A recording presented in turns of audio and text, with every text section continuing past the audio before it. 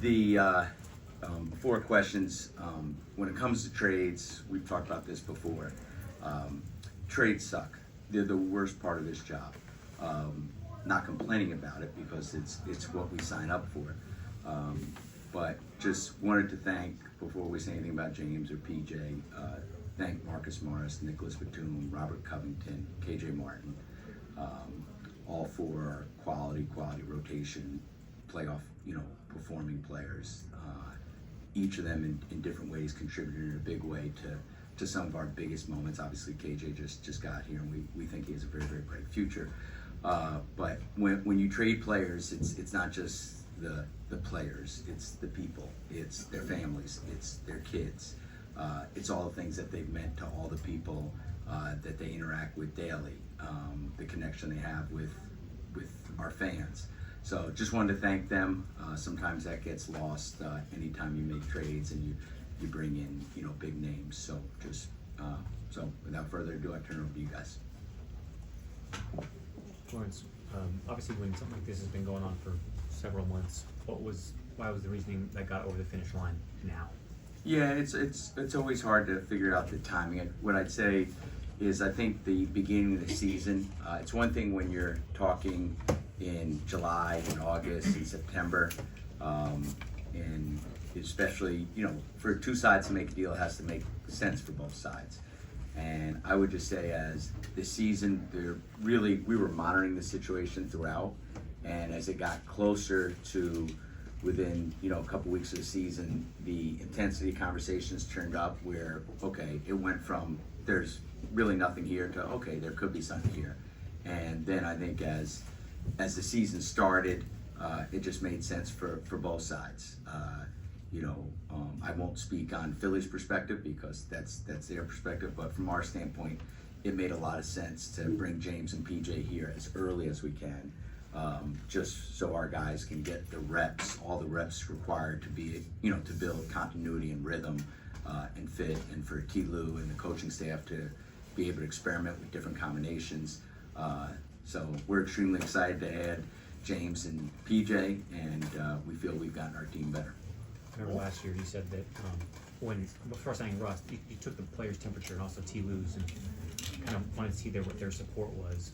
Where did the support come from like the locker room perspective, the coaching staff, on these players? Yeah, well, I think this, unlike many other transactions that we've had, this was so public, more just because of, the situation between James and Philadelphia.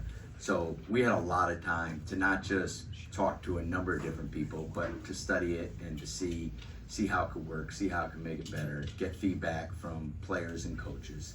And we're just, extremely excited that we were able to make it happen.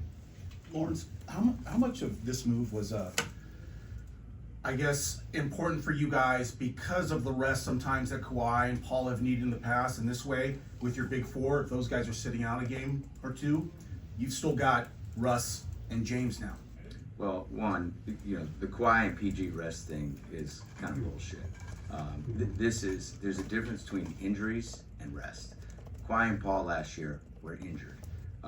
These guys work extremely hard for their reputations to be impacted that, people say rest or don't want to play. Like, these guys are the highest level competitors. They're first ballot Hall of Famers. Why with James, really what we looked at was it was an opportunity to maximize Kawhi and Paul and to give us the highest chance to win.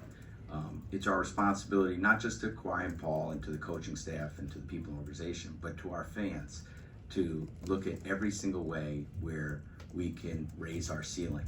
James is a ceiling raiser. He has skill sets that will fit really, really well with our team. So it wasn't based on days that guys are injured, because our goal is to win our first championship in our franchise history. So we're only going to do that if everyone's at their best, if players sacrifice and play for each other and fit together. And ultimately, look, your stars, right? And it starts with Kawhi and PG. They are your ultimate ceiling raisers. So if those guys are healthy, and with the addition of James and PJ, along with Russ and the rest of our guys, and giving T. Lue and the coaching staff the benefit of an entire season, we feel really, really good about what we could be. It's going to take a lot of work, and going into what we said before training camp, we have to prove it. You know, we're in a position where every single day we have to earn it. Lawrence, how do you envision James enhancing Russ, Paul, and Kawhi, those four together? How is it going to work together? And also, when you were talking about this is an abnormal trade because it was so public, you had so much time, what kind of background or research or analytics you did to try to see how this fit with you? Yeah, a good question. I think the one is there's enough examples where just on video, like, so when you watch, James with, Kyrie and KD, and even though those guys, maybe they played 16 games together, but you saw a transformation. I mean, look, James from an individual standpoint, you think about it, he's been a scoring champ, the assist champ, the MVP, sixth man of the year, and then in Brooklyn, you saw at different moments of the game, what he would do, he'd be strictly a playmaker. And then at times when he'd be with the second unit, he was more of a scorer. And then his full year in Philly, like, you saw the pride he took in making Joel Embiid, help Joel Embiid be the MVP. Plus, there are little subtle things. He took like 1.8 catch and shoot threes a game, and he shot them at a very, very high percentage. The one thing that's always impressed us about James, regardless of role, guys made the playoffs every single year. His winning percentage amongst active players, and especially when you pull out like the dynasties of Golden State and what LeBron and his teams have done, and the San Antonio, it's really, really impressive. So I think we've seen how his game has evolved. He's an elite passer, extremely high IQ. He's got great size. He can guard up. He guards bigger players well. And I think he, like Kawhi, like Paul, like Russ, they're all at the right stages of their career where there's one common goal, because these guys, they have all the individual accomplishments. They've made plenty of money. This is about one goal, and just the uniqueness of the opportunity to have four guys from Los Angeles who grew up within a couple years of each other to be able to come to a place that they want to be at and to do something that's never been done before for the Clipper organization. The pride of place, the sense of pride. We see the investment every day, and then to have James and now also PJ, who's the guy that we've targeted for a number of years, to be able to come together.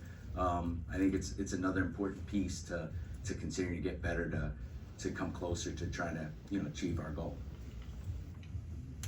And when you look at the fact that you traded all three of Marcus, Rocco, Nico, guys who were basically playing the same spot, same position last year, do you feel like there's a void there? How does this team fill it, both with the guys who are currently on the roster and you have two open roster spots? Yeah, well, it's something that we've talked about before. Is look, and it wasn't the reason we did this trade, but we needed to consolidate our forward position. All those guys very, very good, but as we talked about last year, it's challenging. From a playing standpoint, how you get guys that have similar skill sets, how you get them on the floor together. It's very, very tough. So I think we have enough because of the versatility. If you think about it, Kawhi's a big wing, PG's a big wing, PJ Tucker's a big wing, James has great size, Kobe Brown, who you guys saw in an extended run yesterday, we think has a very, very bright future. And we'll assess it. I think your roster's never quite set until it is.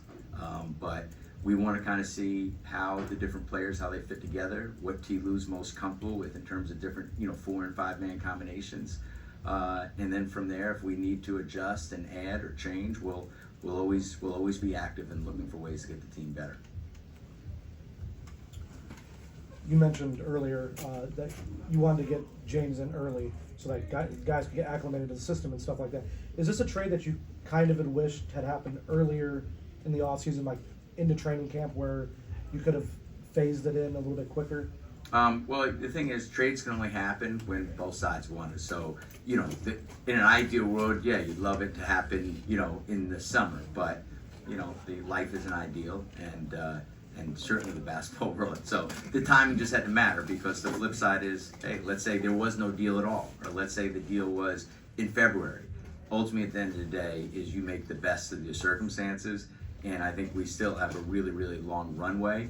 And it's, fortunate in a sense that, T. Lou can have like a mini quote unquote training camp in that we have 4 days before our next game after tonight's game. Over here. Hi. Hey, Miriam, how you doing? Good to see you, man. Good to see you too. So I sort of piggybacking off something you said, but sort of like with the rest narrative that's out there with Kawhi and PG and obviously Harden coming in here. Is this in the championship aspirations? Is this group especially motivated? Do you think, or having to prove something? Yeah, I mean, look, NBA players, let alone great players, are motivated every day. I think the fact that we've fallen short of our goals and that there's a great investment from everyone, starting with Steve Ballmer, to everyone in the organization, the coaching staff, and our best players. You can see it every day in terms of the work they put into it. And the unfortunate thing and these are no excuses, it's just a reality, injuries to our best players have contributed to us falling short of our goals. Our guys take tremendous pride in doing everything they can under their control to stay healthy and to be able to participate in as many games as possible. Because of a lot of different factors, I think our guys are extremely motivated, and the investment in being a Clipper is extremely high. There could be many excuses for guys going in contract years. It's all about winning and winning for the Clippers. And I see it, I hear it, both in group and one-on-one conversations.